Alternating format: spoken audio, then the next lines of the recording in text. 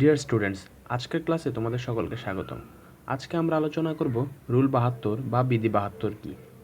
তো বার্ষিক চক্রবৃদ্ধিতে নির্দিষ্ট পরিমাণ অর্থ কত সময়ে বা কত সুদের হারে দ্বিগুণ হবে তা নির্ণয় করতে রুল 72 বা বিধি 72 ব্যবহার হয়। অর্থাৎ এখন আমি আমাদের ভাষায় বুঝাই। ধরো তোমার কাছে 10,000 টাকা আছে। এখন তুমি কোথাও সেটা ইনভেস্ট করবে এবং তুমি তাকে বললে যে এই টাকাটা আমাকে দ্বিগুণ দিতে হবে।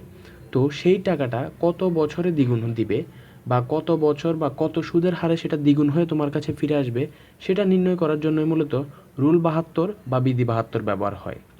সময় নির্ণয়ের ক্ষেত্রে রুল 72-এর সূত্রটি হবে 72 ভাগ সুদের হার।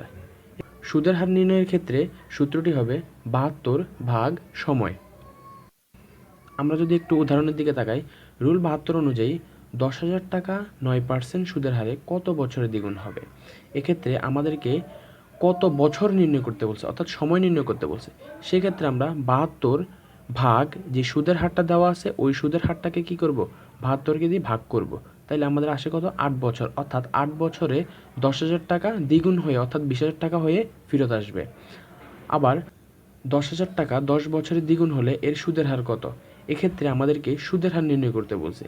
তো এক্ষেত্রে আমরা 72কে বছর দিয়ে ভাগ দিব, সেক্ষেত্রে আমাদের সুদের হার চলে আসবে 72 ভাগ 10। তাহলে আমাদের উত্তর আসে 7.2%। অর্থাৎ 10,000 টাকা 10 বছরে 7.2% হারে সুদ পেলে সেটা 20,000 টাকা হয়ে অর্থাৎ দ্বিগুণ হারে ফেরত আসবে।